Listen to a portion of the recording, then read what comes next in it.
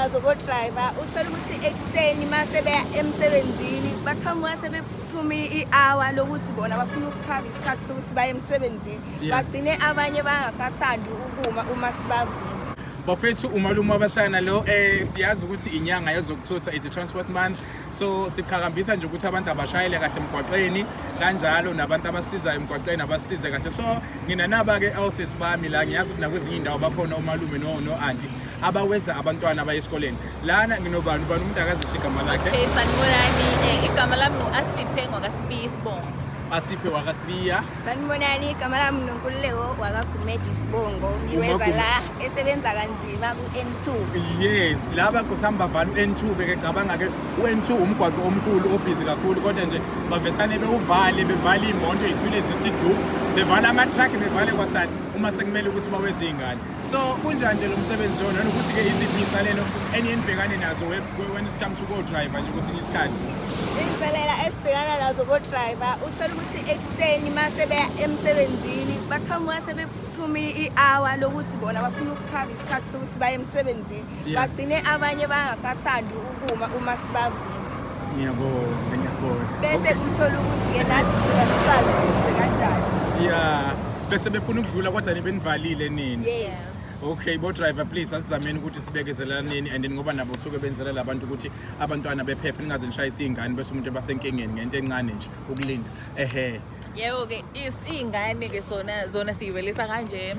Yeah. Sifike sivimbe imoto Yeah. ukuthi kudlule izingane. Yeah. Bese siphinde futhi simise izingane ukuthi kudlule imoto. Sisaqala ukusebenza izingane zazingasilaleli ke. Sa reporter ke wathi usomkhulu wazi asize esikoleni sizoyifundisa.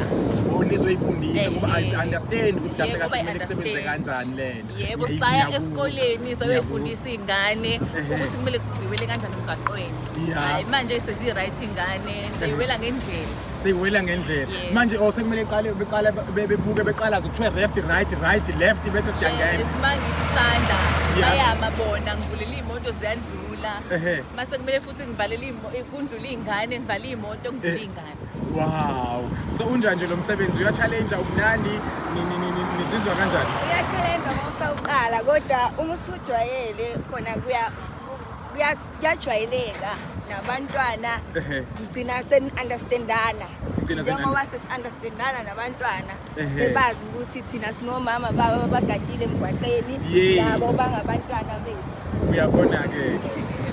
Hayi siyabonga kakhulu bafethu, siyabonga umsebenzi eniwenzayo mukhulu kakhulu and then siyanithanda niqhubeke nawo ningadinwa, siyanithanda nje kakhulu. Alright, uNkulunkulu abe nani bafethu labantu laba benza umsebenzi omkhulu okulizingane because ziningi ingozi engabe ziyenzeka la emgwaqeni kodwa bona bayakwazi ukuthi bayivimbe lezo ingozi zingakwenzeki ngenxa yani ukuthi bona bayakwazi ukontrol traffic. uNkulunkulu abe nani Masibiya. Yebo, bye. That's all. Ake sibabone-ke besebenza.